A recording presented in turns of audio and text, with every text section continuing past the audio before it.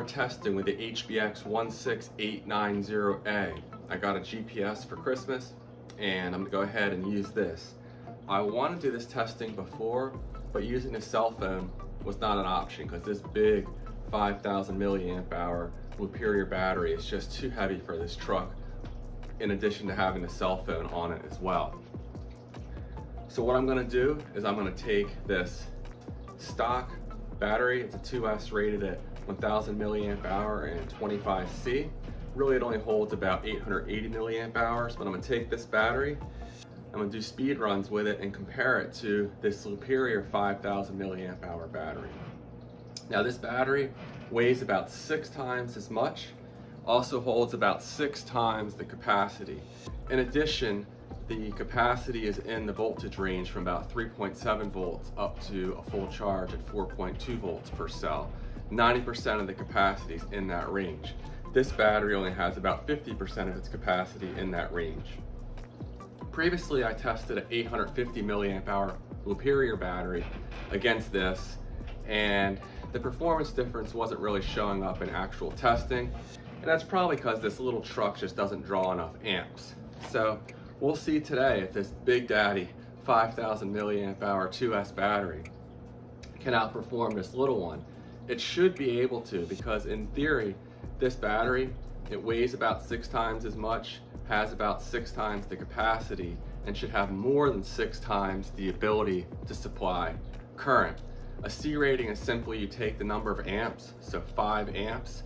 This battery is rated at 50C. 5 times 50C would be 250 amps is what in theory it can supply. In reality, most batteries' actual C rating is way less than the rated C rating, but I have other videos that go into detail on that, link in the video description. So we'll see. If this truck is able to draw enough current, it'll create voltage sag in this battery, and this one will outperform it because the voltage will stay higher. The speed of any RC vehicle is simply the voltage times the kV rating of the motor. So if this battery was to have severe voltage sag and say go down to 11.5 volts per cell under full throttle, and this one was to stay closer to 12.5 volts per cell, this one would be significantly slower in the truck. Again, I don't think the HBX truck's gonna draw enough amps to see a big difference, but it's just gonna be a fun test to put this massively bigger battery in the truck and compare it to this one. As you can see here, the stock battery is much smaller than one I'll be testing today. Last time out, this battery went 23.4 miles an hour, and the Liperior 850 milliamp hour battery went 23.5 milliamp hours, so essentially identical speeds.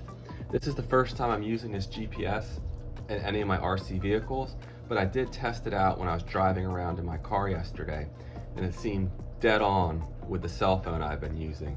It's a little laggy initially, getting up say 10 to 20 miles an hour, but once moving, it's dead on and has quick refresh rates every half a second or less, I would say.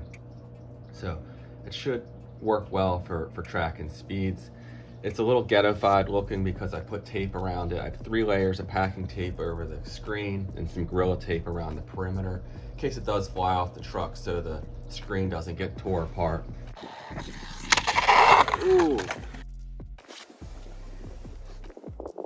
GPS almost took a nasty hit there. Luckily the tape protected it. My YouTube buddy, Rec RC, trashed his with some pretty nasty crashes. Go check out his channel. He's got some good content up there for sure. But at any rate, I was trying to keep mine clean looking other than the ghetto tape for as long as I could. So to get this battery in the truck, what I'm gonna do is mount it upside down like this, put the cable there, and then I can connect the connector here, and then the body can still fit on the truck just fine. So it should work well enough, and it's not sagging too bad. So there we go. I'm gonna go ahead and take this thing outside, minimize my time outside because again it's pretty cold, and see how this thing performs. And you know, the speed may be a little different today than the last time out because it is colder. Last time I ran it, it was probably closer to 80 degrees outside, but we'll see how it does.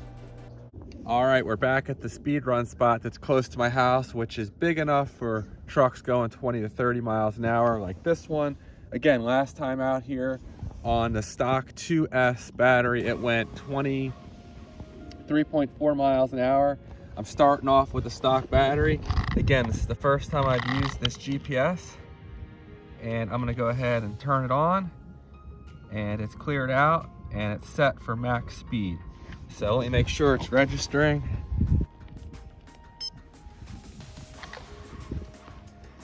Okay, the GPS was registering and it looks like it's ready to go. This is the stock battery that comes in the truck, 2S, rated at 1000 milliamp hour, and I've been keeping it warm in my pocket, so we're ready to go.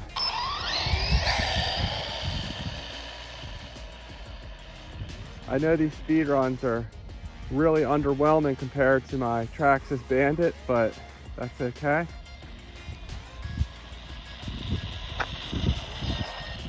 See what we got so far.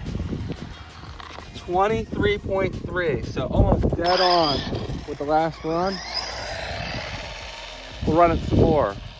Now, when I did run to my Traxxas Bandit, going from a 5200 milliamp hour battery down to a 2200 milliamp hour battery, it lost 7 miles an hour. It's like 6 or 7 miles an hour.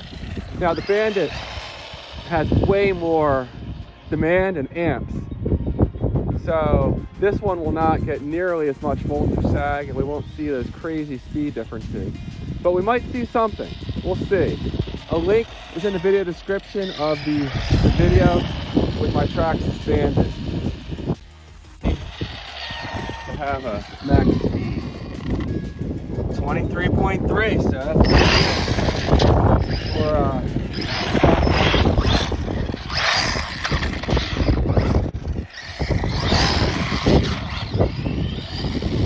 all right, there we go. The Liperior 5000 milliamp hour 2S battery is now installed, and I should be able to get the body on with no problem. Fits like a glove.